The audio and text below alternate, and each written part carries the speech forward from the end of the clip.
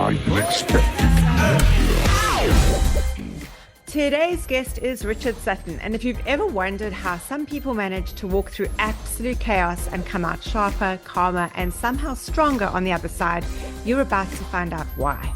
Richard isn't just an author. His books Thrive, Stress Proof, and The Stress Code have become playbooks for high performers and everyday people who want to turn stress into fuel.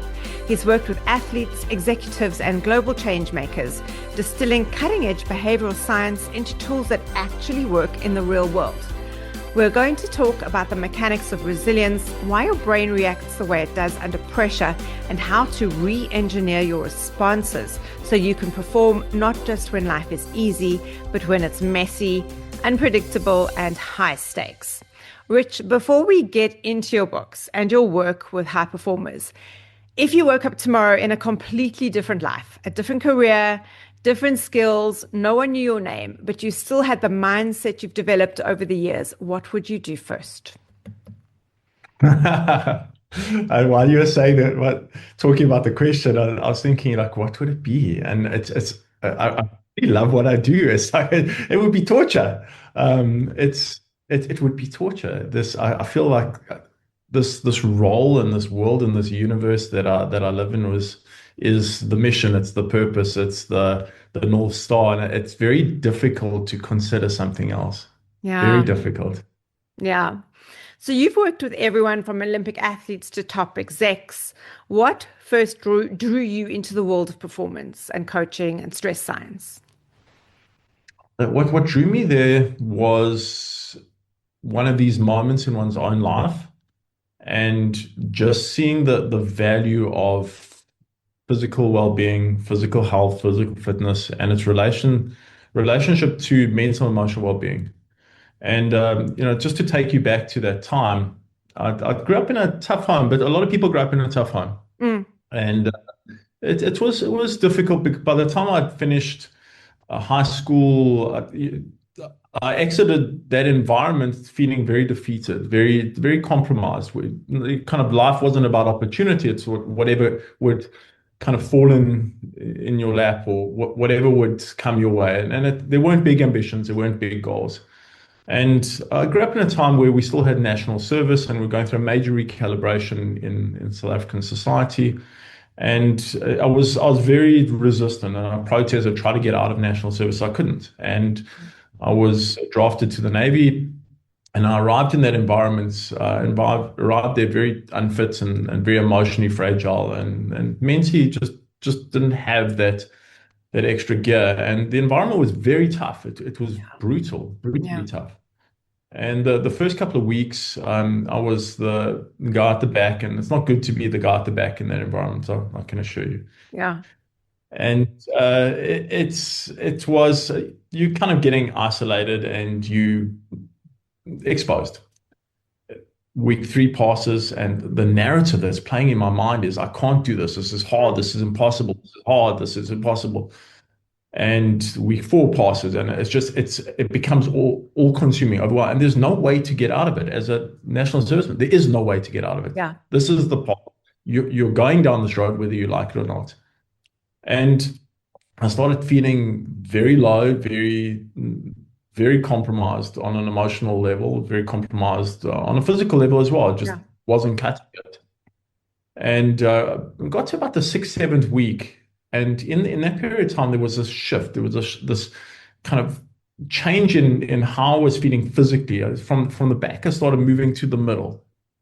And we had one of these opportunities. It was a Saturday afternoon, and within the national service, like basic training model, you don't ever walk. It's you run everywhere you go. Your whole environment is very active.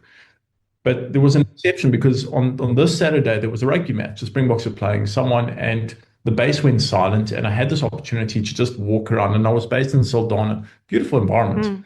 But I never saw it because I was so consumed by how hard the reality was and how vigorous and how demanding the experience was. And I go for a walk, and it's the first time I've actually walked, and I look at the ocean, I look at the setting, I look at the sand dunes, and I kind of reflect on where I'm at and the whole situation, the whole reality of the situation. And I begin this dialogue in my own head. And up until that point, when I say up until that point, my entire life up until that point, this 18 years old, was you can't. It's impossible. It's too hard. You need to be saved. There's no ownership. You're an object. You're being battered around, you're being thrown around by situations Yeah. and environments that are greater than you, and you have no voice and you have no say. That was my internal narrative. And there was this moment where I realized that nothing is going to change. I'm there for the long haul. Either I make the most of it, either I embrace the situation, or I'm going to be some sort of statistic somewhere along the line. And it was this turning point where I shifted from I can't and it's impossible and it's all too demanding to I can and I will. Literally, I can and I will. Mm-hmm. And I took that with me. It was a simple mantra. I took that with me into the next day, and there was this shift, the shift in terms of it's going to be hard, but I'm going to get through Yeah. it. And what I noticed was this parallel is that it seemed to align with improved physical fitness. And the two started feeding on each other, the mental and emotional well-being and strength and the physical fitness, to the extent where a few weeks later, I was in the front of any of the exercises, any of the drills. And it was a very empowering feeling to go.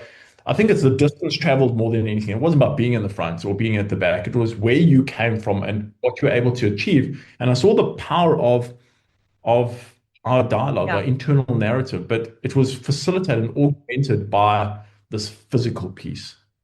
And I saw this relationship and how what you thought you could achieve for life and what you really can achieve for life are two different things. Yeah, I love that.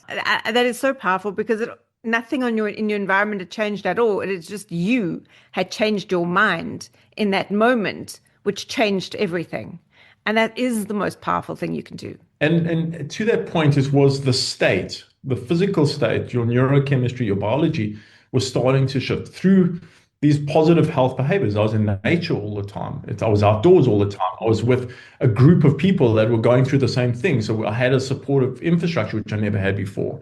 I was physically active all Yeah. the time. I wasn't overeating. It was like the whole environment started creating this metabolic and biological shift. And that in turn started creating the opportunity to change behavior, to change perception, to change ultimately my reality. What was it about you that enabled this reframe to take place? Because it sounds like you were just feeling helpless and hopeless initially, but something in you decided it's time for a reframe, and that's a big thing. It's a strange thing because at that point I felt empowered enough physically to make one statement to myself. And that statement was enough.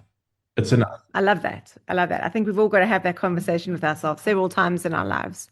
And it's the only thing that works. So outside of your professional work, what habits and passions and drives keep you grounded and energized and striving towards that mindset? So I think, the passion piece, I think, is the Hmm. energy, it's the fuel.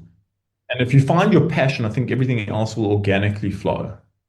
And we all have different, some Hmm. of our passions are self-growth, where if I'm improving today versus where I am tomorrow, that's the thing. Or where I was yesterday. The only person you're really Mm. comparing yourself to who you were yesterday.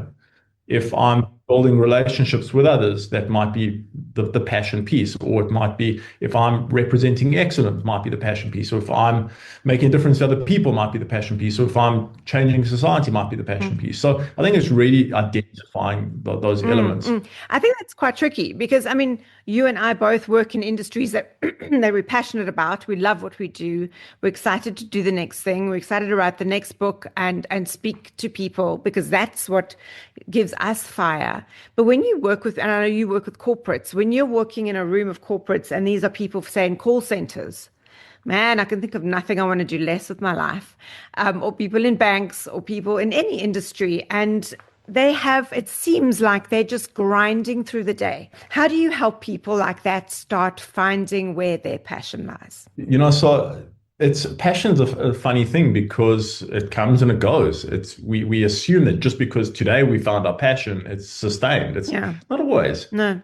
So where do you start in this continuum? I think you talk about a call center, and here you've got this work that is repetitive. This where you've got confrontation, you've got hostility on the other end. Yeah. It's not extremely high paid. I mean, it's very difficult to find your compass in that environment. But one has to ask the question, why am I doing this in the Mm, first place? And there could be family members you're supporting. It could be a life you're trying to create. So I think that in those situations, sometimes you have to lock into why and what is the bigger picture. mm, And where do I go from here? mm, I think that piece on the why and it's a deep reflection. Some people don't have a why at this point in time. But the one thing that I've learned is that when it comes to infusing energy into any given situation, any transformation or recalibration in life, it's very difficult to re-infuse or create change when it's purely for yourself. So if I'm trying to, I say, oh, I've got to eat a little bit better because of X, Y, and Z for myself. No, it's for a week maybe. If I say that I'm 53 and I've got a 3-year old and I want to be around a long time, I've got to eat a lot better. Easy, easy. It's for someone else. It's not for me. So I think it's locking into the why and it's locking into your contribution to those that are important to you, and mm. that creates the driving force sometimes. Absolutely. So let's talk a little bit about resilience. Now, this is a phrase that's been thrown around the self-help circles for a long time. And the question that came up for me when I was doing a bit of background research is, do you think resilience is nature or nurture, or both? It's a combination of both. Okay. So like there's four elements that one has to consider with resilience. A very, very good question this, because on the one hand, there's a genetic component. There's a very, very strong genetic component. There's 13 genes that have been researched that have a direct bearing on your capacity to handle change and uncertainty and complexity and demands. Interesting. Yeah. So 13 genes, but those genes represent seven molecular systems. So one could be the stress axis, the other could be dopamine, serotonin, neurochemicals that influence motivation and mood and behavior and cognition and so on. So there's a big genetic component, but the genetic component is sitting at around 30 to 40%. But even if you don't have the right genes to be resilient, and I mean, there's no bad gene, one can alter one's experience. One can alter an experience by the choices we make, because, as I mentioned earlier, there's Exactly. at the end of the day, there's no good or bad gene. There's vulnerability genes, which if you are, you know, like myself, I've got many genes that are technically vulnerable to difficult situations or hostile environments, and I just Mm, have to create the right choices, the right behaviors, the right controls. mm, And by doing so, I mitigate the risk completely. So it's choices and behavior, but you need to be informed, and the genetic set plays a role. The second pillar is there's a lifestyle piece. When I say lifestyle piece, uh, a childhood piece, where what we experienced in a time where we were fragile, experienced in a time where we're vulnerable, influences our realities and behaviors as an adult. So, so often we assume that, we had trauma, we've got to get over it, we've got to bounce back. But the reality of traumas is a very distinct and very specific footprint on our reality. So if we experience uncertainty as a child, or financial uncertainty or parental divorce, and we felt very unsafe, it makes us very reactive to stress, very reactive to difficult situations, very reactive to uncertainty. We kind of very jumpy. I think that's the best way to describe it. Conversely, if we had tremendous like physical trauma or sexual trauma, our stress axis is very negatively calibrated, to the extent that it's magnified. Any additional stress as an adult, no matter what it is amplified like hundreds of percent. So we have these disproportional responses to events that happen to us. So it does carry through. Lastly, if we experience neglect or psychological abuse, it has its own footprint and its own signature. And that signature is we can't shut down, we can't regulate. So when we do get stressed, we ruminate a lot more, and it's much more sustained. It's not calibrated. So it does carry through. And our past, unfortunately or fortunately, does reflect our future. And sometimes to become more yeah. resilient, we have to go back. And whether it's healing those wounds or reconciling or becoming a stress master, whatever it is, we have to consider that. So those are two components. But then our personalities is a reflection of the environment we grew up, our genetics, and the behaviors we take on, our personality. If we're optimistic, we're a little bit more resilient. If we extroverted, we're more resilient. If we're pessimistic and neurotic, we're less resilient. So there's 5 or 6 characteristics that determine our resiliency just based on personalities. And the final piece is skills. So we can learn these skills by emulating others. We can actively and consciously develop these skills. But it's certain behaviors that can make us, we can determine our resilience by these behaviors. And those 4 parts really, it's the interplay, it's the dance between those 4 parts that ultimately culminates in our ability to be prepared for the future or feel quite exposed by the challenges that lie ahead. Yeah, I think a lot of people walk around with blinkers on. There's people all over the place that we come in contact with, whether it be at work, whether it be at seminars, and they're just going through life. And I think there's a lot of these people who would love to know their stress personality, why they react the way they do. And I think it's one thing being curious and seeking answers, but is there a way of really understanding yourself yeah, I suppose you could go for therapy. I suppose you can go and see a coach. But what do you think is the most effective way? Buy one of your books, for example, to really understand your your stress personality and how you can turn stress into a performance enhancer rather than something that takes you out. So I think it really boils down to simplicity. Simplicity is you had a difficult past, you're going to struggle with stress, period. It's like, that's the reality.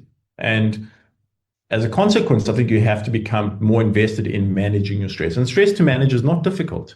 It's actually really not. I wouldn't even use the word management in stress because you can master it. Stress is like a huge opportunity. I feel if you're in a stressful job or stressful family environment or stressful environment, all of us are, to be quite honest, you have to become a stress master. It's a formula, it's a framework. I don't think there's any situation really in this life that we live where we don't have to be mindful and we don't have to be deliberate about managing our stress. But I think the most important thing to consider is that we're in control. We choose our path, we choose our destination. And all we need to do is upskill in terms of understanding the stress piece and upskill in terms of what it takes to be resilient in an environment that is so unpredictable, is so uncertain. So many high-performing athletes, executives struggle with burnout. And burnout is, again, it's another thing that is thrown around. People don't really understand what burnout is. They also don't know how to deal with it. And in your third book, Thrive, you outline strategies to prevent burnout. Which do you think most people underestimate? And how do you recognize the signs before it even becomes a major issue? Because it can really take you out. So, burnout's a funny thing because there's environmental factors and there's personal factors. So environmental factors, those things around us that are sometimes beyond our control, things like injustice, feeling like an environment's not fair, deadlines are a big trigger, long working hours are a big trigger, lack of support's a big trigger. There's many contributing factors that are outside of ourselves, but ultimately the biggest driver of burnout lies within. And I would say that if you distill it and you say, like, what is it? Ultimately, it's the need to prove oneself. Now, you could need to prove yourself because of ambition. You're so ambitious and you want to represent excellence and you want to striving. You're just constantly striving. That might be a positive. Sometimes there's no fallback. You have to prove yourself. There is no option. You have to make this work. And sometimes it could be you need validation. So you're pushing yourself and you want to be accepted. You want to be liked. You want to be loved. You want to be recognized.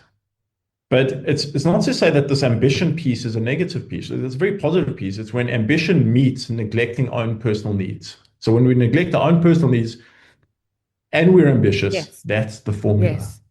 No. And all of a sudden, there's no time. There's no time to look after yourself. There's no time for non-work related activities. That becomes destructive. And then you start denying it. Say, oh, no, it's not really that bad. And we start finding ourselves in this kind of second stage as we're not flexible. We're not flexible emotionally, mentally, on any level. Yeah. And then burnout starts progressing. These are stages of burnout. Yeah. and then I'm just withdrawing a little bit. I'm not there. Mm, mm. And start losing direction. Where am I actually going? Who am I? And then everything's cynical. No matter who's doing what and why and how well they're doing, it's just, oh, everything's bad. Yeah, yeah, And then we kind of following that series of kind of these three stages of no time for anything, reduced flexibility, like I'm withdrawing from the world. Only then do we start noticing the behavioral changes, just becoming emotional, like I'm not myself, I'm yeah, reactive. yeah. And then you disassociate. Sometimes I can be talking to you and I'm Mm, disassociated. mm, I almost don't feel like I'm there. I feel so empty and I become obsessive and then I become anxious mm, and then I become depressed. And then there's the mm. physical. So this burnout, a very,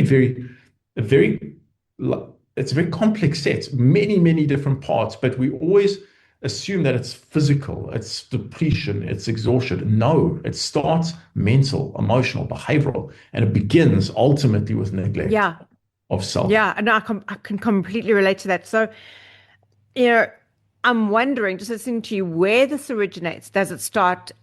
Where in life does it start that we neglect self? Is it performance at school? Is it something that somebody else said? Is it a perception of not being good enough, lack of self-esteem?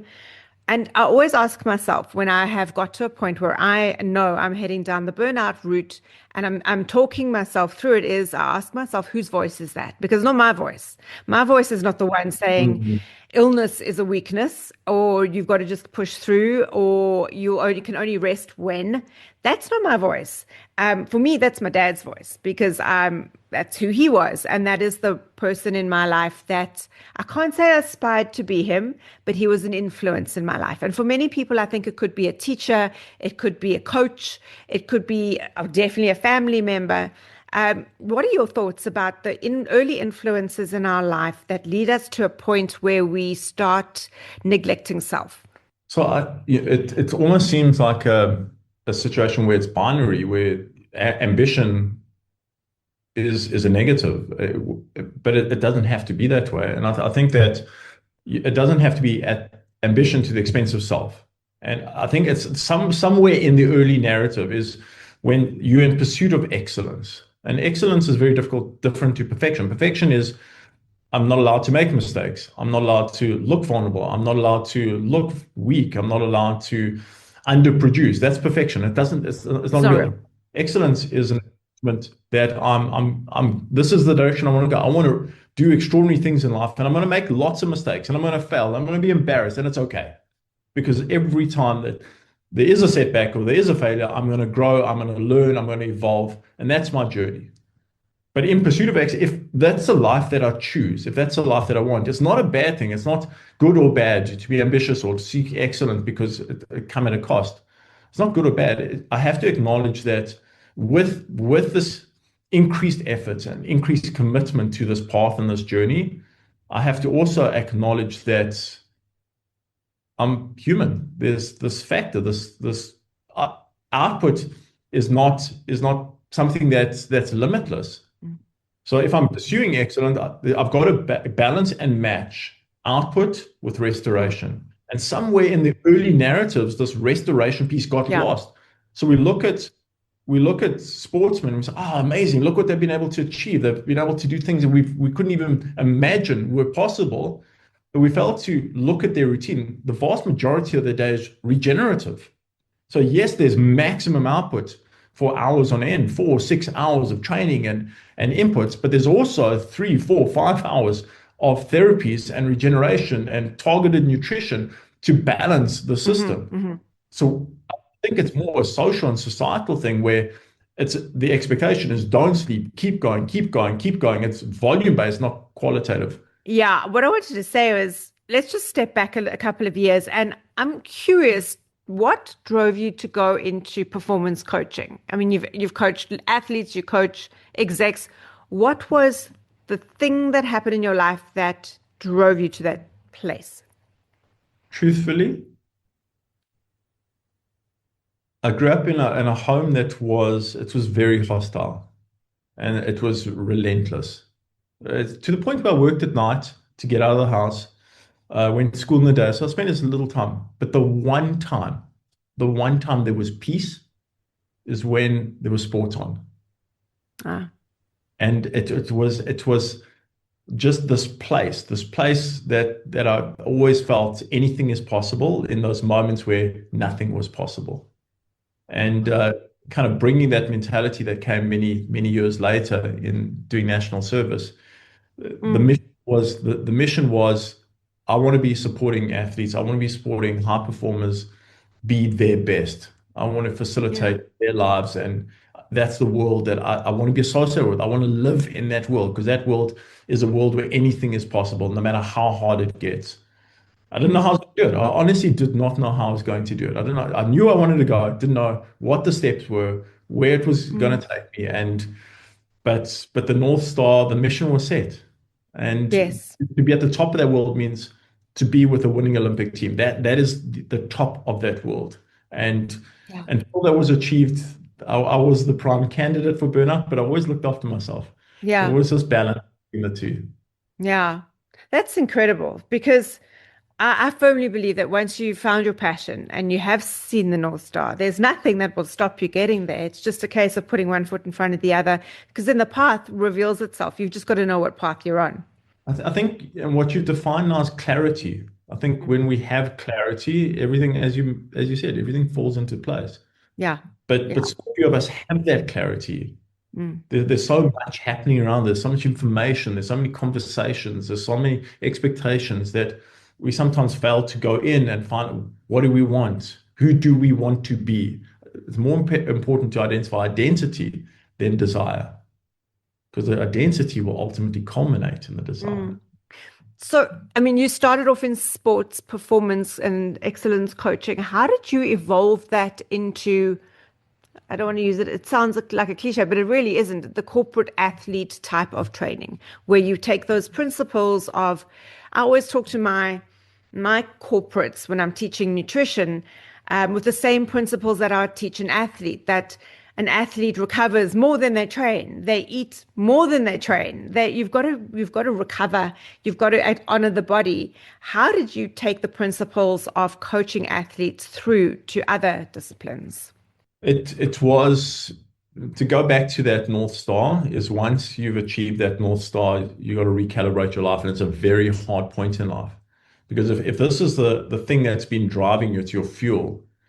I want to be in a senior role with a winning Olympic team and 2008, you achieve that. Now what? What do you do? It's the mission's done. And I'm starting to look around. I'm nearing 40 years old, and I have to make a decision. Am I going to live this life where you essentially alone, you don't have a family, you don't have, or am I going to recalibrate and look at things through a different lens? And I took a very bold decision. I wanted kids. I wanted a family. I wanted a stable life, and I didn't know how. Again, that's what I wanted. I didn't know how I was going to get it. And so I took a decision to start reducing my role in sports, and it took many years. It wasn't overnight. And I moved back to South Africa, and literally kind of I can't work in that world in this environment. It's a different world. I've got a different skill set, and it's just not equitable. And I'm kind of thinking like, what am I going to do next? And these principles are powerful because over the period of 25 years that I worked in professional sports, I came to realize that the X factor is psychological. I started that journey on, I believe the X factor was physical superiority, technical prowess. I exited that world knowing that it's a series of skills, the skills that make us better under pressure. If you can Yes. handle pressure, you'll be extraordinary. That bottom line. So armed with that knowledge and those insights, I arrived back in South Africa, and a few of my friends have done very well in business and kind of connect with them, and they're struggling with different issues. And I start having chats with them, and they say, "Could we do this a little bit more formally?" So the chat kind of grows. They said, "Would you be able to do this with my team? They're struggling with this particular scenario, or the change, or the restructuring, or the growth, or." And one team grew, "Can you do it with our entire organization?" And that expanded, and then they're doing it. So maybe another organization will start, and it kind Yeah. of organically grew. Yeah. But it's very much the same world. It's not, there's no different. So often you believe that an athlete is a very different engine to a CEO. There's no, Mm. I haven't seen a difference. They're the No. same person, one using their mind to advance their professional career. The other's using their physicality, but the physicality without the mind doesn't advance the career. And the mind without health and well-being and vitality doesn't advance your Mm. agenda either. So the Mm. two are just slight nuances. And it became very easy fit. I was basically doing my old job in an environment that is much more challenging. Business is more challenging than sport. Sport is Yeah. predictable. Yeah. You play on a Saturday. Mm. Business, anything could happen any day. There's so many X factors, external factors, geopolitical, socioeconomic, environmental. So it's crazy. Mm. So it became a very, very stimulant, very exciting. I love that space. Mm. Absolutely love Mm. this paper. So much complete, so many layers to it. Absolutely. And athletes listen to exactly what you say and they just go off and do it where everyone else has got their own agenda. So it is far more challenging. True story. So I'm interested in your book writing journey. When did that all start? Because you've written three books with a fourth one on the way, which we'll dig into now. But how did that all begin for you? Because it's it's a life of its own. And every Mm. author has a story about their story. So how did it begin for you? So it began by the kind of really understanding that the defining element in athletic success, team or individual level, is this ability to master stress in the moment and in the medium term. It's not simply just in a situation. It's chronic stress and chronic pressure and chronic demands. So the first book was really about kind of formulating my experiences and bringing a scientific piece to it. It's very mechanistic, how this whole thing works, how to play, what is the strategy, and I identify in the first book kind of basically four pillars. There's how you think, how you relate to other people, how you regulate the stress response, and how you look after your health. If you do those four things well, it like really falls into place. And I spent about 4 years putting this book together and going through paper after paper after paper. I wanted it to be really well validated from a scientific perspective. And I must have read, there was not ChatGPT to summarize anything. It was like I read each paper and I had to understand and I had to process and I had to digest. It was a great learning exercise to all the things that I've seen. I really understood them mechanistically and it really gave me a tremendous depth of insight. Yeah. And get through that process and I put together a manuscript. And it's not to say that because you love a topic and you might have applied the topic and you might be semi-good at the topic, it makes for a good writing. So I put together a manuscript and I think, oh, it's going to be a absolute, the publishers are going to go crazy for it. No, they didn't go crazy for it. No, Yeah. it's too complicated, it's too scientific, it's not right for Too audience. niche.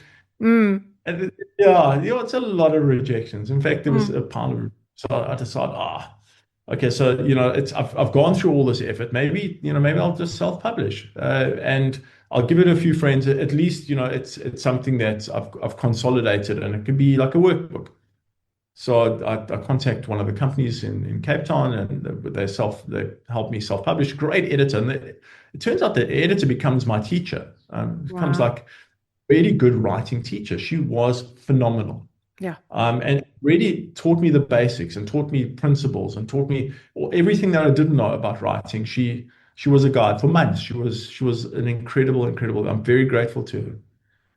And what happened? I self-published, and the book comes out, and what happens is I circulate to a few friends. And friends are very generous. They buy. I think I print 500 copies, and friends buy a few copies here and there. And I'm still like kind of like reeling in terms of like trying to come to terms with the fact that there was the countless rejections. It was my passion. I thought it was going to be amazing.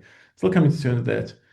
And one thing led to another. Pan Macmillan, like one of the most influential, one of the biggest publishing houses in the world, gets a copy of the self-published book, and they say, "Look, this is we like it. Yeah, this is Wow. good. Mm. Um, let's will you consider kind of coming on board and doing a little bit of a jig here and there, and let's see where it goes." And turned out to be the first book turned out to be very, very successful. Multiple print runs, bestseller. Um, so it's one of those situations where the opportunities in the crisis, Yes. the crisis was the rejections, forced to grow and forced to evolve and forced to learn and brought it together. I had tremendous inputs. My wife was a big support in this. The publisher, the editor, it just really was quite an extraordinary journey, and I'm very grateful for it. Yeah, very few books are written in isolation. There's always an incredible team behind books, which it's very humbling and it's such a wonderful part of the process. And I think the big thing that stands out is there were times where I lost belief in the process. I lost belief in myself. Sure. And it's your my wife picks me up. Like, come on, you're better than that. Yeah. And the editor picks me up, and it's they're really, I think that any work that we have, any work that's on a shelf is not it's actually really not our work. It's a Oh, yeah. collection of a team of individuals who've come together to take an idea and shape it. So Absolutely. That is exactly what it is. It's never just the author. You get credited as the author, but it's never just about us. There's so much else that goes into it. It's incredible. So, as someone on the forefront of performance science, let's put it that way, what is exciting you about new developments in neuroscience, technology, AI, even? Where do you think these technologies could either hold us back or where could they take us in your field? it's a very exciting time. So like we have access to information that we never had access to. It's quick, it's easy. I feel that it, this whole performance science is needed now more than ever for a Mm, number of different reasons. Because I think the expectations that are placed on our shoulders are unrealistic. yes. We're now being compared to an AI agent. It's unrealistic. We don't have these capacities. We Mm, can't go through the night. We have these limitations. And I think everyone is questioning self to a certain extent, relevance, contribution. mm. So I think right now there's this huge opportunity to upskill in terms of capacities that are going to help us in this new reality, this Yeah. uncertain reality. And most of us are not, we can handle demands, we can handle expectations. Mm, That's no issue. mm. Sometimes a bit overwhelming, sometimes hard, but the reality is what we don't like is uncertainty. Yes. And 35% of people have a medical condition called intolerance to uncertainty. And it's Right. the biggest driver of anxiety. There's a 90% correlation between that and anxiety. Right. So I think in this time, if we can prepare ourselves for a new reality, we can draw, from technological standpoint, we've got metrics that can help us understand ourselves better. We can then input it to provide frameworks and guidance and structure and control. Yeah. But ultimately, well, I think really the opportunity at this point in time is yes, you have to leverage off it. Yes, you're going to grow, you're going to expand in your insights, in your knowledge, but it's the application that's the difficult part. And the application really starts with the conversation we have with ourselves Yeah. and boils down to that day in Soldana for me. It's Yeah. that self-dialogue. We can do this. We will Mm, do this, mm, as opposed to it's overwhelming, it's compromising. mm. But I think the only challenge that we're facing with this rapid advancement is our capacity to input and understand all the information we're being exposed to. So there was a great team at the University of California going back to 1986, and they're kind of asking the question, like, how much information did the average adult who's a high performer have to process and have to calibrate? When I say calibrate, absorb, disseminate, reject, discard, whatever it is, in 1986. And you go back 1986, it's crazy. I mean, Wow. it was ages. It's like things didn't work in 1986. Yeah. So basically, they calculated that each newspaper at the time was about 80 pages, and you'd have to process 40 newspapers that are 80 pages in length every single day. This is 1986. That's a So it's lot. yeah, it's a lot. the conversations you have, the engagements you have, the labels you read, the pages you read, the documents you write. It's 40 pages or 40 newspapers, 80 pages. Did a calculation saying, okay, well, what did it look like 21 years later, 2007? In 2007, you're starting to look like in the hundreds, 120, 127. I mean, it's crazy how it just amplified. So 2007 compared to today is if you did the same modeling, we're having to process 522 newspapers a day worth of content. When was the time you read a document without skipping words? Yeah. We're so used to skip. Everything in life is scanning. Why? Because we can't process so much information, and it's really impactful. So you've got like really strong mathematicians, a guy called Suni Lehman at the University of Copenhagen, saying that our attentional resources, that's it. Like we're done. We can't continue. So it's not about more information. It's about steadying the ship. That there's a wealth of information. It's making the right choice as to what information needs to be inputted, applied, and disseminated. Yeah. It's a very complex time. Very exciting. Yeah. Very daunting. Very complex. But we have to remain very composed and very centered amid this chaos that is the world today. And positive chaos. And I suppose it also sounds cliche, but getting the balance, pulling yourself away from that, letting your brain calibrate, paying attention to other things that don't strain you, stress you, or suck the life out of you. That's even more important right now, is to find the off switch amidst all this craziness. And you mentioned burnout earlier, and kind of you asked like the question, how does one manage burnout? I never really answered that, but from everything strategy, you kind of zoom out, take a perspective, how we're going to manage it. There's a physical component to burnout, manage the physical. There's a behavioral component to burnout, manage the behavioral. There's a connection, when you burn out, we tend to withdraw. There's a connection piece, and there's a metacognition. I know myself, I can control myself piece. So there's kind of these four elements.